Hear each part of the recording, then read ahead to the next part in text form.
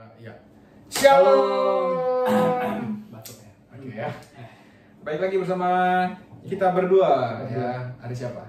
Ada Putra. Dan juga ada Samuel. Kita kembali lagi di podcast Obat Merah. Sudah dulu. Jangan bosan lihat kami. Ya. Sebelumnya terima kasih kepada Bapak Ibu, Om Tante, Kakak Ade dan juga saudara dan juga sahabat-sahabat kita yang selalu support dengan menonton, belajar bareng, dan juga yang sudah like, comment, share, dan subscribe. Tuhan yang membahas kebaikan Anda, Amin. Dan Tuhan yang memberikan pengertian semakin dalam kepada Anda mengenai firman. Nah, hari ini kita akan belajar lagi. Setelah di 2 video sebelumnya kita belajar mengenai mengenal Allah, bahwa Allah bisa dikenal sejauh Dia menyatakan dirinya kepada kita manusia. Dan ternyata Allah menyatakan diri melalui wahyu umum. Wahyu umum melalui alam semesta, langit menggambarkan kemuliaan Allah, gunung menggambarkan apa, terus dan juga ada di hati nurani, dan ada juga melalui sejarah manusia. Tetapi wahyu umum gagal karena dosa. Jadi karena manusia gagal. Karena manusia gagal, kegagalan manusia karena dosa membuat manusia tidak bisa mengenal Allah. Nah, sehingga membuat manusia harus binasa. Harusnya binasa. Kenapa? Karena mereka harus mengalami yang namanya keadilan Allah. Allah harus menghukum dosa. Nah, tetapi ada anugerah Allah, ada kabar baik yang Allah nyatakan kepada orang percaya. Apa itu? Nah, dan kabar baik itu dinyatakan melalui wahyu yang akan kita belajar hari ini. Apakah yang akan kita belajar hari ini, Saudara Putra? Kita akan hari ini belajar tentang wahyu khusus. Khusus. Kenapa dibilang khusus? Karena khusus. Iya, khususnya untuk apa dan untuk siapa? Ini akan kita belajar bersama-sama ya. Di video sebelumnya kita bahas tentang wahyu umum. Wahyu umum ini dinyatakan kepada seluruh manusia. Yang namanya juga umum, umum. Jadi secara universal Allah menyatakan dirinya kepada manusia. Dan Allah itu mau supaya semua manusia itu mengenal Dia. Melalui wahyu umum, tapi gagal. Manusia yang gagal untuk mengenal Allah karena pemberontakan mereka, karena mereka menolak pengenalan akan Allah. Dan harusnya binasa, umatku binasa karena tidak mengenal aku. Hosea 4 ayat 6. Dan syukur kepada Allah yang harusnya kita binasa karena tidak mengenal Allah. Dan syukur kepada Tuhan kita yang kasih, yang makasih dan adil itu juga adil.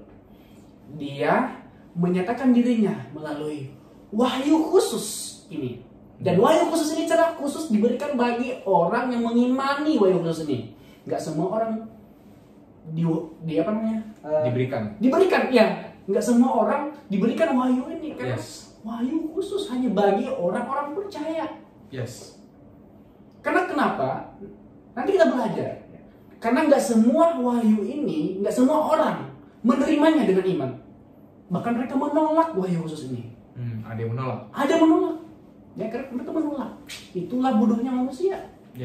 Allah berulang kali memperkenalkan diri tapi terus ditolak. Karena apa? Nanti kita akan belajar tentang reprobasi. Ini berbicara tentang predestinasi. Next kita akan belajar. Bagi yang penasaran, Terlalu jauh ya. Terlalu jauh ya. Jadi sabar dulu ya. Jadi apa sih wahyu khusus? Wahyu khususnya adalah Allah menyatakan dirinya secara khusus melalui apa? Melalui Yesus Kristus. Dan center atau pusat wahyu ini adalah Yesus. Semua wahyu Wahyu. Harusnya gitu. Maksudnya?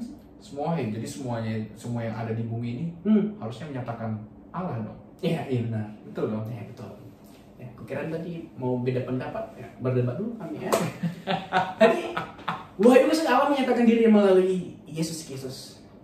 Melalui apa? Melalui kelahirannya, melalui pelayanannya, melalui penderitaannya, melalui kematiannya, dan melalui kebangkitannya, dan melalui kenaikannya ke surga. Itulah wahyu khusus. Wahyu khusus itu nggak berhenti pada kematiannya, nggak berhenti di situ. Dimulai dari kelahirannya sampai dia naik ke surga. Itu wahyu khusus. Segala apapun yang diperbuat Yesus di dalam dunia ini dengan tujuan apa? Menyelamatkan orang berdosa yang harusnya dibinasakan karena tidak mengenal Allah. Yes. Dan ingat, manusia tidak semua menerima wahyu ini, tapi hanya orang-orang percaya yang mengimani atau yang beriman kepada Yesus Kristus, itulah yang menerima wahyu ini. Kok bisa begitu? Ya, nanti kita akan belajar lagi. Ya. Terus sebelum kita buka dulu ayatnya kali ya. Kenapa? Oh iya, itu kayaknya nggak itu ya, nggak serak gitu kalau ada ayat. Kita buka ayatnya ya. Ya biar teman-teman ngerti. Biar kita bareng-bareng belajar supaya ini orang kalau udah terlalu teoritis mungkin gitu. teoritis sampai lupa firman. Jangan dong. Oke. Ibrani 1 ayat 1. Ya, kita belajar. Mungkin Pastor Samuel ya. Mari kita buka ya Ibrani 1 ayat 1. Setelah pada zaman dahulu Allah berulang kali dan dalam berbagai cara berbicara kepada nenek moyang kita dengan perantara nabi-nabi, maka pada zaman akhir ini Ia telah berbicara kepada kita dengan perantaran anaknya yang telah Ia tetapkan sebagai yang berhak menerima segala yang ada. Oleh Dia Allah telah menjadikan alam semesta. Ya, berulang kali Allah menyatakan dirinya melalui nenek moyang kita dalam perjanjian lama melalui orang-orang Israel. Dan tiba di titik puncak wahyu itu, yaitu Yesus Kristus, Allah kita, ya, Dia menyatakan dirinya kepada kita secara pribadi, ya. Dan gue lupa sih ngomong apa. Oh iya, ini dikat lagi ntar ya. Melalui Yesus Kristus, ya. Dan pusat wahyu, nggak ada wahyu lain nanti. Itu adalah Yesus. Makanya nggak ada wahyu lain selain Yesus lagi. Jika ada orang yang mengatakan ada wahyu lagi atau ada Mesias lain, itu salah. Udah berhenti di Yesus. Sudah genap Ya. Bahasa kerennya udah genap. Ya, udah genap.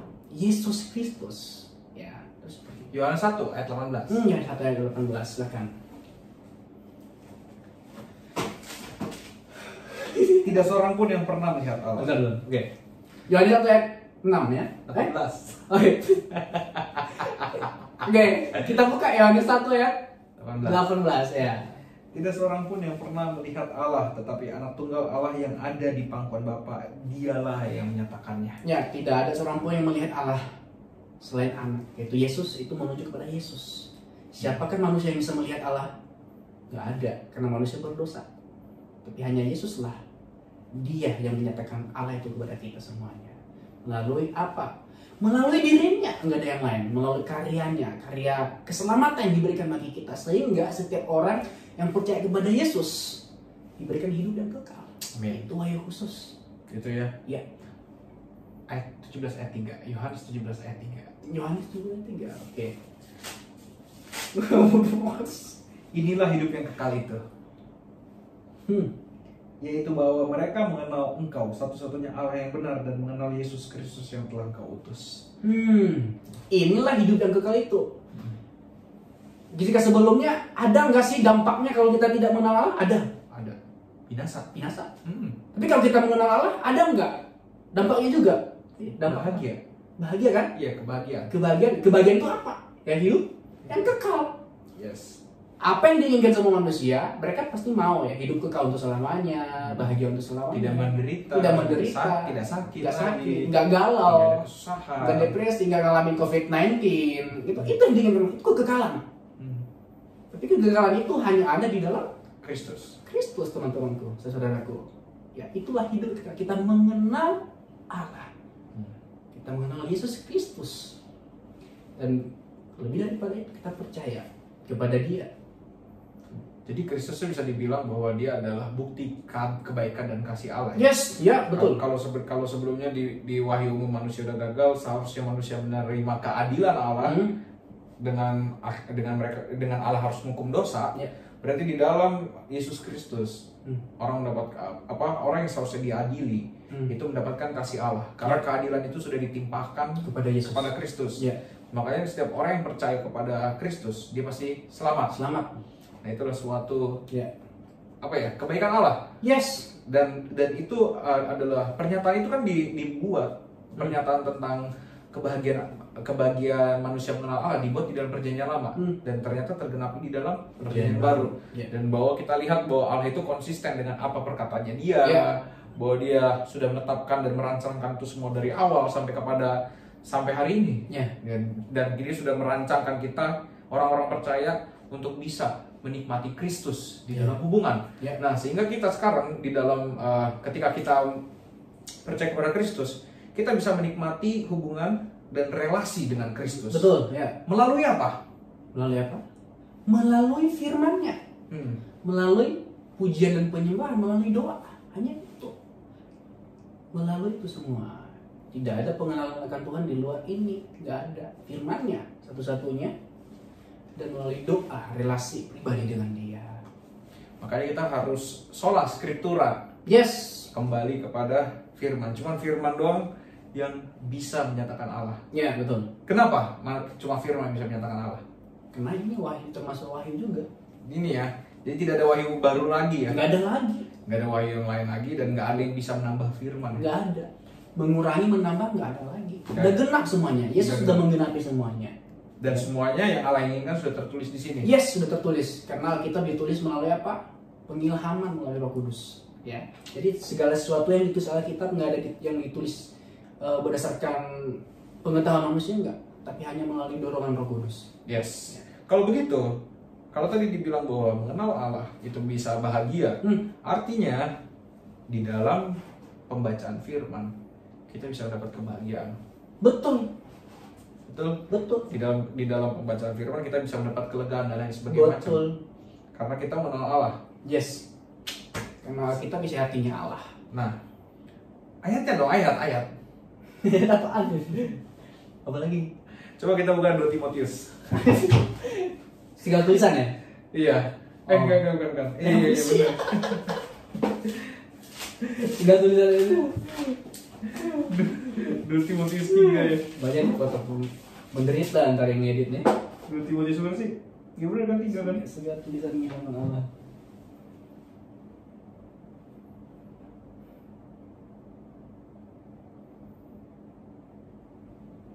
Oh, bukan. Sorry. Oke. Ya. Kita lanjut lagi. Jadi kalau kita bilang tadi bahwa di dalam firman kita bisa mengenal Allah, berarti di dalam firman kita bisa mendapatkan kebahagiaan. Ya. Nah, coba berarti kita bisa berarti ini dong yang seperti yang Yosua bilang. Coba kita buka Yosua 1 ayat 8. Yang udah kita pernah bahas. Oh iya. Facing the uncertainty. Yosua 1. Yosua di mana ya? Yosua 1 ayat 8. Oke. Yosua. Kalimatnya adalah, janganlah engkau lupa memperkatakan kitab Taurat ini, tetapi renungkanlah itu siang dan malam supaya engkau bertindak hati-hati sesuai dengan yang tertulis di dalamnya. Sebab dengan demikian perjalananmu akan berhasil dan kau akan beruntung. Yes. Jadi di dalam memperkatakan kitab Taurat, merenungkan siang dan malam, ternyata ada akibatnya. Di sini kan dibilang perjalanannya akan berhasil dan beruntung. Bahwa sebenarnya ini adalah janji Allah. Ya. Kepada orang yang mau melakukan perintahnya. Ya. Itu perintahnya adalah memperkatakan, merenungkan Ya. kitab Taurat siang dan malam. Ya. Nah, jadi yang sebagai manusia yang harus kita lakukan sekarang adalah setelah kita beriman kepada Kristus, kita Roh Kudus menggerakkan kita orang percaya untuk mengenali Kristus melalui firman-Nya.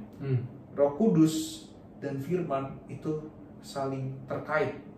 Jadi Roh Kudus mendorong orang percaya untuk menuntun kepada kebenaran. Iman menuntun kepada kebenaran. Betul. Kebenaran itu hanya di dalam firman. Di dalam Alkitab. Makanya setiap orang yang percaya kepada Kristus pasti dia membaca Alkitab. Dan juga dia dibilang di dalam ayat ini, banyak sekali ayat yang bilang gak cuma baca, merenungkan siang dan malam. Jadi berhati-hati bahwa kita tuh nggak cuma, Allah tuh nggak mau kita cuma sekedar baca. Bahasa merenungkan, bahasa Inggrisnya tahu apa? Meditate. Bermeditasi, diam, tenang, mempelajarinya baik-baik, terus merenungkannya, terus selain itu nggak cuma sampai di situ, melakukannya. Bukti dari kita, sekali lagi, bukti dari kita mengenal Allah, mengenal firman-Nya adalah tindakan kita. Ya, seperti di dalam 2 video yang mengenal Allah itu, bahwa kalau orang bijaksana, orang bijaksana bisa terlihat dari kebijaksanaannya. Orang kuat terlihat dari kekuatannya. Dan orang yang kaya terlihat dari kekayaannya. tapi orang yang di dalamnya ada Roh Allah terlihat dari tindakannya di dalam iman, yaitu tindakan mengasihi. Nah, ini yang harus kita pahami dan mengerti sama-sama, bahwa wahyu khusus itu hanya di dalam Kristus, dan di dalam Kristus orang-orang berdosa yang dipilih oleh Allah diselamatkan dan bisa mengenal Allah. Dan Alkitab ini membimbing kita untuk mengenal siapa Allah itu.